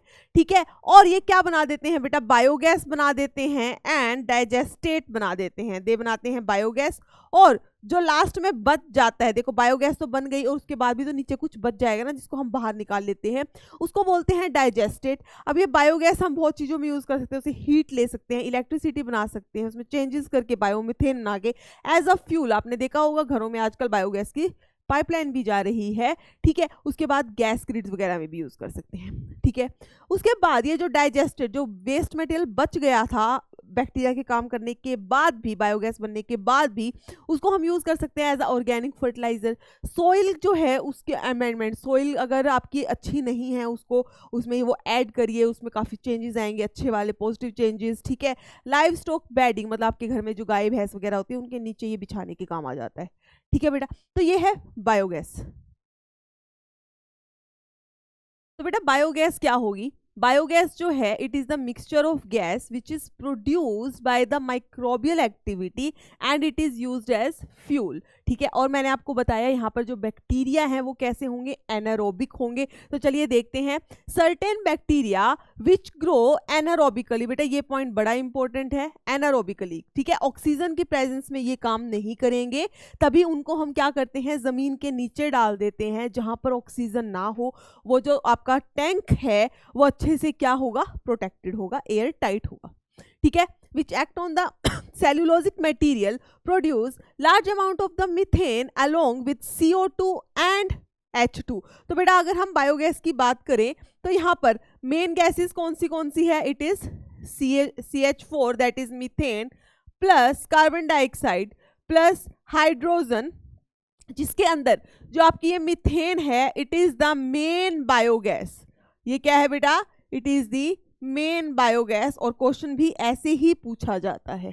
ठीक है, so it produces the large amount of methane along with the carbon dioxide and hydrogen. These bacteria are collectively called as the methanogens. इन्हें हम क्या बोलते हैं बेटा, methanogens. And one such common bacterium is, ऐसे ही एक बैक्टीरिया का नाम क्या है, मिथेनोबैक्टीरिया। क्या नाम है बेटा, मिथेनोबैक्टीरिया। ठीक है, अब ये तो हमने बता दिया कि गोबर में प्रेजेंट है, सीवेज में प्रेजेंट है, ये सब तो ठीक है, बट उसके अलावा कुछ एनिमल्स हैं लाइक रूमिनेटिंग एनिमल्स। कौन से एनिमल्स बेटा, रूमिनेटिंग एनिमल्स, उनके पास भी, उनके स्टमक के अंदर भी, रूमन के अंदर, बेसिकली स्टमक का उनका पार्ट है एक रूमन, उनके अंदर भी ये बैक्टीरिया प्रेजेंट होते हैं। ठीक है, so this bacteria are also present in the rumen a part of stomach of cattle. ठीक है बेटा, तो अगर मैं बोलूं कि रूमिनेटिंग एनिमल्स क्या होते हैं,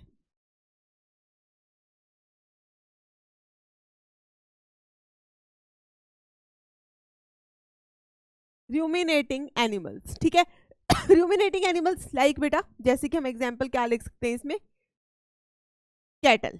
क्या होता है, एग्जांपल हमने लिख दिया है यहाँ पर, कैटल। ठीक है, अब रूमिनेटिंग एनिमल्स जो होते हैं कौन से बेटा, जो जुगाली करते हैं। कौन से होते हैं रूमिनेटिंग एनिमल, जो जुगाली करते हैं, खाना खा लेते हैं। आपने गाय भैंस को देखा होगा, जब वो खाना खाते हैं आराम से बैठ जाती हैं, उसके बाद वो ऐसे मुंह चबाती रहती है ना, ऐसे करके, फिर बाद झाग आ जाता है, मीन्स वो क्या कर रही है, जुगाली कर रही है, अपने खाने को डाइजेस्ट कर रही हैं। तो ये होता है बेटा रूमिनेटिंग एनिमल्स। ठीक है, अगर आप इनका स्टमक देखेंगे, रूमिनेटिंग एनिमल्स का अगर हम स्टमक देखें तो इनके स्टमक में 4 पार्ट्स होते हैं। कितने पार्ट्स हैं बेटा, 4 पार्ट्स हैं। जैसे हमारा स्टमक तो एक सिंपल है, बैग लाइक स्ट्रक्चर है, बट इनके स्टमक के अंदर 4 पार्ट्स होते हैं, और उन 4 पार्ट्स का नेम क्या होगा बेटा, एक होता है, first one is the rumen, then reticulum, उसके बाद होता है बेटा ओमेसम एंड एबोमेसम। ठीक है, तो स्टमक के 4 पार्ट्स हैं, कौन से, Roman, reticulum, omasum and abomasum. और ये जो मिथेनोजेनिक बैक्टीरिया होते हैं ये मेनली प्रेजेंट होते हैं रूमन के अंदर। कहाँ होते हैं, रूमन के अंदर। तो बेटा ये थी आपकी पूरी बायोगैस। मेन कॉन्स्टिट्यूएंट जो है बायोगैस का that is the methane gas. Anaerobic fermentation जो है वो बैक्टीरिया यहाँ पर दिखाते हैं या करते हैं। चलिए, अभी हम कर चुके हैं, ये भी हम कर चुके हैं। अब हम बात करते हैं ग्रीन हाउस इफेक्ट की। ग्रीन हाउस इफेक्ट करने से पहले आपको पता होना चाहिए what are the green house gases. What are the green house gases, जिन्हें हम क्या बोल देते हैं, GHGs।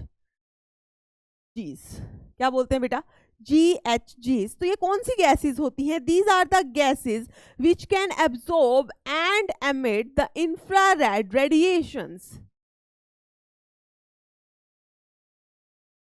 These are the gases which can absorb and emit infrared radiations, जो कि गैसेस को, जो इंफ्रारेड रेडिएशंस होती हैं वो गैसेस जो इंफ्रारेड रेडिएशंस को एब्जॉर्ब कर लेती हैं और फिर से रिफ्लेक्ट बैक करती हैं। चलिए पहले हम इसको एक बार समझ लेते हैं क्या है। थ्योरी क्या होता है, फिनोमेना। देखो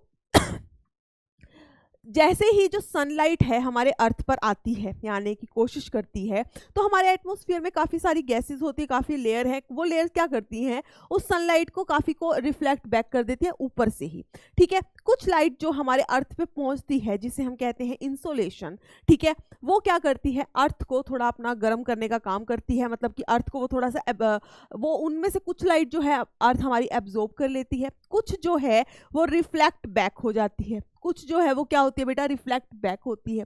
जब वो ऊपर रिफ्लेक्ट बैक हो गई, मतलब या अर्थ थी, रेडिएशन आई, अर्थ ने कुछ एब्जॉर्ब की, कुछ उसने वापस भेजी। जैसे ही वो वापस भेजती है, ऊपर हमारे एटमॉस्फेयर में प्रेजेंट है बहुत सारी गैसेस, ठीक है। वो गैसेस क्या करती हैं, इन रेडिएशन को फिर से एब्जॉर्ब कर लेती हैं, एब्जॉर्ब करके उनको फिर से रेडिएट कर देती हैं बैक, ठीक है। ये गैसेस पहले ऊपर गई थी, ऊपर सॉरी ये रेडिएशन पहले ऊपर गई, ऊपर गैसेस प्रेजेंट है, उन गैसेस ने इस रेडिएशंस को एब्जॉर्ब किया और उनको फिर से रिफ्लेक्ट कर दिया, कहाँ पर, अर्थ की तरफ। मतलब अब ये जो लाइट थी ये क्या हुई, ये ट्रैप हो गई, ये एक जाल में फंस गई है अर्थ के एटमॉस्फेयर में, और अल्टीमेटली ये क्या कर रही है, हमारे अर्थ के एटमॉस्फेयर को उसकी हीटिंग कर रही है, उसका टेम्परेचर इंक्रीज कर रही है, and it is causing global warming. क्या कर रही है, ग्लोबल वार्मिंग। मीन्स अगर जो ये ऊपर गैसेस थी, मेनली कैसे प्रोड्यूस होती हैं, दीज आर द पोल्यूटेंट्स, ठीक है। जो इतने ज़्यादा हमारा पोल्यूशन हो रखा है, उसमें CO2 है, कार्बन टेट्राक्लोराइड है, ठीक है, क्लोरोफ्लोरोकार्बन्स हैं, ये सब गैसेस जो हैं ये ऊपर जाती हैं, ठीक है। और ये एक लेयर बना देती हैं जो बाद में लाइट एब्जॉर्ब करती हैं, फिर एमिट करती हैं। अगर इन गैसेस को कम किया जाए, मीन्स हमें पोल्यूशन कम करना होगा, ठीक है। अगर इनको कम किया जाएगा तो ये कम लाइट रिफ्लेक्ट करेंगी, कम लाइट रिफ्लेक्ट करेंगी तो अर्थ का जो टेम्परेचर दिन बर दिन इंक्रीज होता जा रहा है वो कम इंक्रीज होगा। वो क्या होगा बेटा, कम इंक्रीज होगा, ठीक है। और हम ग्लोबल वार्मिंग को थोड़ा सा से बच सकते हैं। समझ आ गई ये बात? चलो अब देखते हैं, ठीक है। अभी जो हमने गैसेस की बात की बेटा, इसमें आप ये फिर से समझ लो कि जो मेन ग्रीन हाउस की गैस होती है दैट इज कार्बन डाइऑक्साइड। उसके अलावा आपको एक बात याद रखनी है बेटा, उसके अलावा सबसे ज्यादा क्या होते हैं, वाटर वेपर्स होते हैं। क्या होते हैं, वाटर वेपर, ठीक है। तो सबसे ज्यादा होते हैं वाटर वेपर जो कि लाइट को एब्जॉर्ब करते हैं। उसके बाद आता है कार्बन डाइऑक्साइड, देन आता है methane that is 20%, then chlorofluorocarbon जो कि कितना है 14%, एंड नाइट्रस ऑक्साइड जो कितना है 6% है, जो कितना है बेटा 6% है, ठीक है। तो हम क्या कर सकते हैं, ग्रीन हाउस गैसेस के अंदर मैं ये गैसेस लिख देती हूँ यहाँ पर पहले तो, ठीक है। सबसे पहले हमने क्या लिखा था वहां पर, water vapours, then carbon dioxide, then methane, उसके बाद आता है बेटा हमारा chlorofluorocarbon and nitrous oxide, and nitrous oxide. अब आपको समझना है सबसे ज्यादा क्या होती है, water vapour, then carbon dioxide, फिर मीथेन, फिर carbon tetra carbon chlorofluorocarbon and then nitrous oxide. ये है आपकी मेन कौन सी, ग्रीन हाउस गैसेज। और इस पर काफी क्वेश्चन पूछा जाता है कि सबसे मेन ग्रीन हाउस गैस कौन सी। अगर वहां पर वाटर वेपर होगा ऑप्शन में तो आप वाटर वेपर्स लिखेंगे, नहीं तो बेटा आप क्या लिखने वाले हैं, आप लिखने वाले हैं कार्बन डाइऑक्साइड देन मीथेन, ठीक है। क्लियर है? परसेंटेज इनकी वहां लिखी हुई थी, कार्बन डाइऑक्साइड 60% है, मीथेन इज 20%, ठीक। चलो उसके बाद घर के अंदर भी आपने देखा होगा कुछ लोग बना के रखते हैं, this is the green house.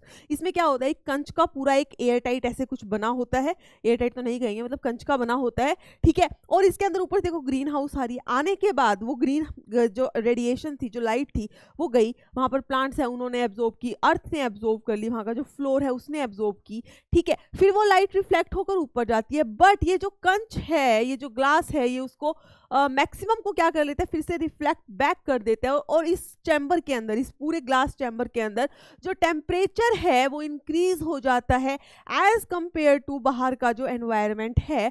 तो यहाँ पर आप ऐसे पौधे भी उगा सकते हैं जो नॉर्मली ऐसे टेम्परेचर में, जो हमारे नॉर्मल टेम्परेचर में नहीं उगते हैं, हाई टेम्परेचर में उगते हैं। तो ऐसी चीजें हम कर सकते हैं, ठीक है।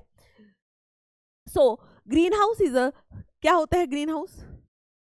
Green house is a small, glass house which allows the solar radiation to enter, जो कि सोलर रेडिएशन को एंटर करने देता है, but it prevent their escape, लेकिन उनका जो इस्केप है उसको क्या करते हैं, प्रिवेंट मतलब उसको बाहर नहीं जाने देते हैं. The heat is trapped by the glass and hence the temperature inside the green house will be higher than the outside environment. I hope इतनी बात सबको क्लियर हो गई होगी. ठीक है, इतनी बात क्लियर है बेटा. ठीक, उसके अलावा एक चीज क्वेश्चन आ जाता है बेटा, कई बार ऑप्शन में लिखा होता है कार्बन मोनोऑक्साइड. क्या carbon monoxide green house gas है? नहीं. तो ये पॉइंट हम लिख देते हैं.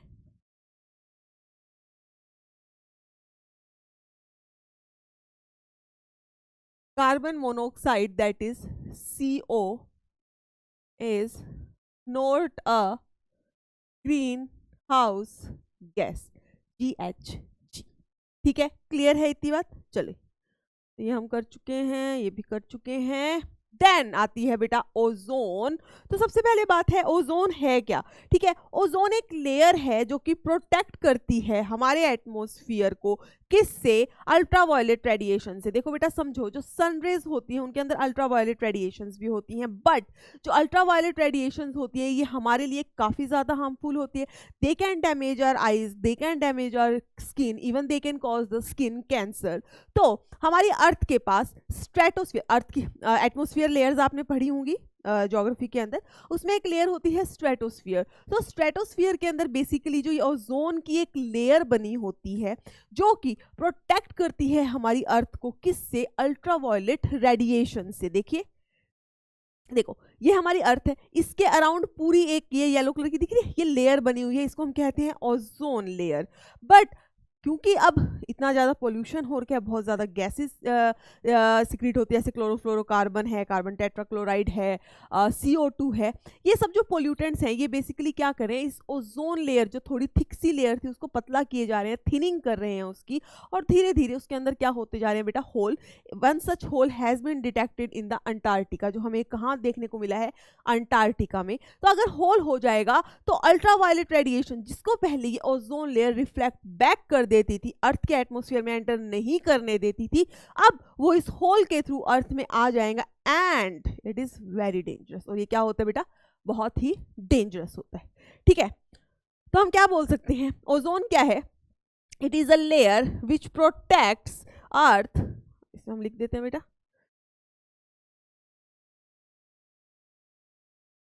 It is a layer which protects earth from harmful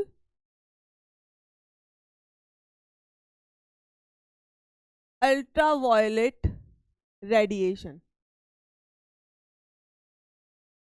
which protect the earth from the harmful ultraviolet radiation, जो उसको harmful ultraviolet radiation से प्रोटेक्ट करता है. अब ये जो लेयर्स हैं ये बेसिकली बनती कैसे, देखो ऑक्सीजन जो होता है हमारा O2 होता है, इसको जब आप हाई एनर्जी मिलती है तो it breaks into nascent oxygen, इस टाइप का ऑक्सीजन बेटा. ठीक है, अब ये जो ऑक्सीजन है it again combine with the molecular oxygen and it form the tri atomic oxygen that is O3 which is a ozone. ठीक है, विच इज क्या है, ओजोन है. सो ओजोन क्या है, देखो यहाँ लिखा हुआ है, it is a try atomic form, it is present in the tri atomic form, present in the upper layer of the atmosphere that is stratosphere. बहुत अच्छे से हम इसे याद रखेंगे. ठीक है, ये है आपका इंपॉर्टेंट कि ओजोन लेयर कहाँ प्रेजेंट है बेटा, स्ट्रेटोस्फियर लेयर ऑफ एटमोस्फियर में प्रेजेंट है. And it is poisonous in nature. ये कैसी है बेटा, it is poisonous in nature. ठीक है, it has very important role as it absorbs the harmful ultraviolet radiations coming from the sun. ठीक, इतनी बात क्लियर है. फिर आता है हमारा next ozone hole. Ozone hole मैंने आपको बताया था, जब ये ओजोन की जो लेयर जो प्रोटेक्ट कर रही है अर्थ को उसकी बहुत ज़्यादा थिनिंग हो जाए, उसमें होल होना स्टार्ट हो जाता है, that is ozone hole. So the thinning out of the ozone layer is refer to as the ozone hole. और जो ओजोन लेयर की थिकनेस है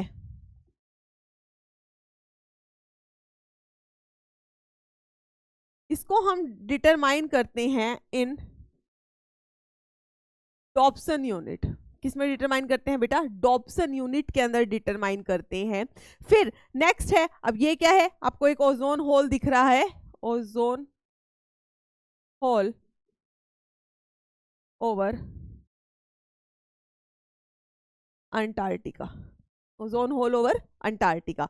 ठीक है, नेक्स्ट है बेटा डिप्लीशन ऑफ द ओजोन। ये डिप्लीशन ऑफ ओजोन मतलब कि ओजोन लेयर जो है उसका डिप्लीशन कैसे हो रहा है, उसमें थिनिंग आउट, उसमें होल्स हो कैसे रहे हैं? Because of the some man made chemicals, कुछ हमारे द्वारा ही बनाए गए केमिकल्स, जैसे कि क्लोरोफ्लोरोकार्बन। अब इसका यूज काफी बैन कर दिया गया है। क्लोरोफ्लोरोकार्बन अगर आपको याद हो तो ये रेफ्रिजरेटर के पीछे जो पाइपलाइंस होती हैं उनके अंदर भरी जाती थी बेटा, तो लीकेज हो गई तो सी बात है डैमेज होगा।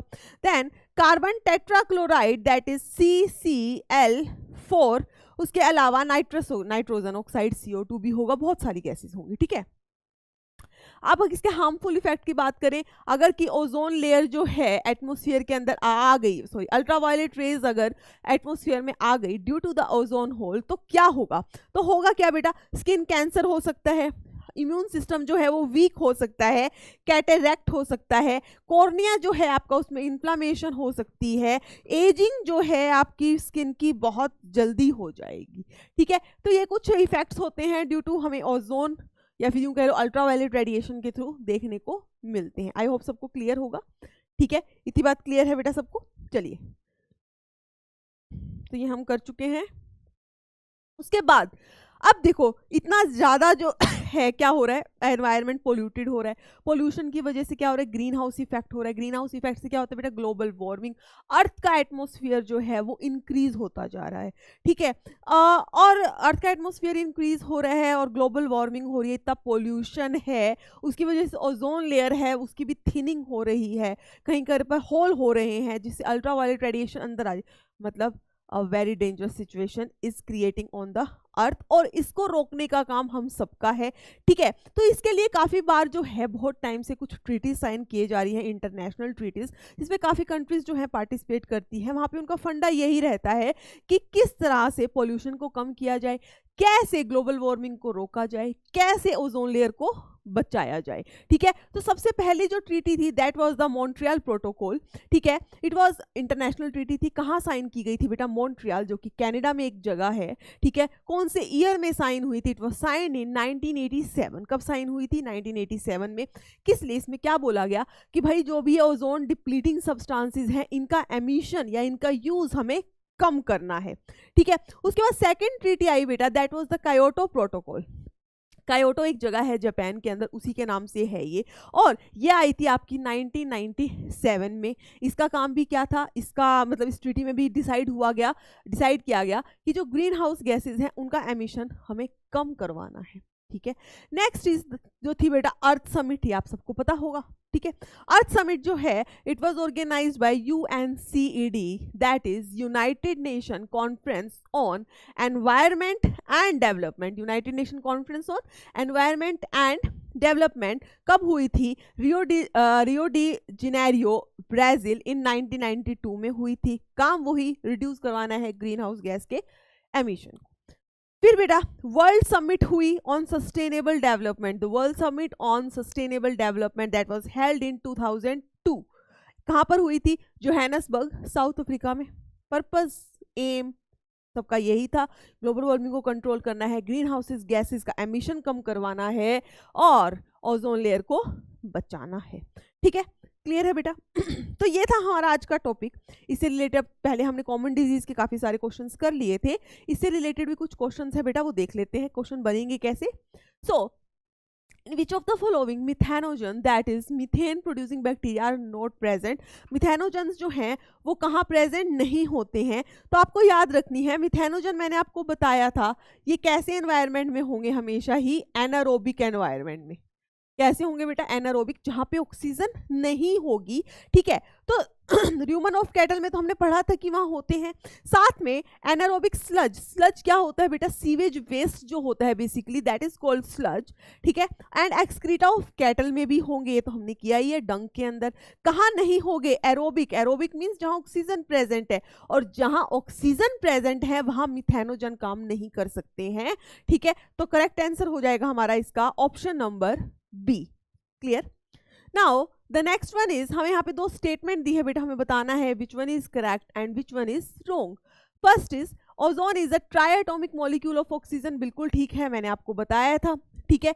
नेक्स्ट है आपकी ozone is concentrated mainly in the stratosphere, that is upper layer of the atmosphere, ये भी ठीक है। सो हमारा करेक्ट आंसर होगा बेटा इसके अंदर option number A, that is both the statements are correct. Next, which one of the following is a greenhouse gas in the largest concentration in the atmosphere? मैंने आपको भी लिखवाया था। सबसे पहले आप लिखेंगे वाटर वेपर, देन आप लिखेंगे CO2, फिर आप क्या लिखेंगे बेटा? CH4 that is methane, then CFC chlorofluorocarbon and nitrous oxide. तो सबसे ज्यादा कंसेंट्रेशन में है वाटर वेपर, देन CO2, ठीक है। अब यहाँ पर हमें ऑप्शन में वाटर वेपर आई थिंक नहीं दिया है, बट CO2 दिया है, और हमसे पूछा क्या है? लार्जेस्ट अमाउंट में, तो हमारा आंसर हो जाएगा यहाँ पर C, that is carbon dioxide. Clear? Next one is which one of the following is the major constituent of the biogas? Biogas का मैंने आपको कॉन्स्टिट्यूएंट बताए थे कौन से होते हैं। One is methane, then carbon dioxide, then hydrogen gas, जिसके अंदर मीथेन जो है it is the main constituent. Methane क्या है? मेन कॉन्स्टिट्यूएंट है। तो आंसर, आपका आंसर हो जाएगा ऑप्शन नंबर सी। चलिए, नेक्स्ट नहीं है बेटा, ये था हमारा आज का लेक्चर। तो आज हमने डिस्कस किया है कॉमन डिजीज, जिसमें से काफ़ी क्वेश्चन पूछे जाते हैं, then biogas, ozone, green house gas, जिसके बारे में आपको बेसिक नॉलेज होनी चाहिए इन केस अगर क्वेश्चन आ जाता है, ठीक है। तो बेटा ये थी हमारी आज का लास्ट लेक्चर शक्ति सीरीज़ का, ठीक है। आई होप कि आप सबने लास्ट लेक्चर्स देख लिए होंगे पहले वाले, ठीक है। मैंने कोशिश की है कि हम बहुत अच्छे से करें हर टॉपिक को, ठीक है। तो जितना हो सकता था मैंने आपको करवा दिया है। बाकी आपको अब अपनी तरफ से full focus, dedication and perseverance से अपनी तैयारी कंटिन्यू करनी है, और उसी के साथ ही एग्ज़ाम आपको देकर आना है, ठीक है। और जब आपका सिलेक्शन हो जाएगा, जब आप ऑफिसर्स बन जाएंगे, तो ज़रूर मिलेंगे। तब तक के लिए जय हिंद, जय भारत।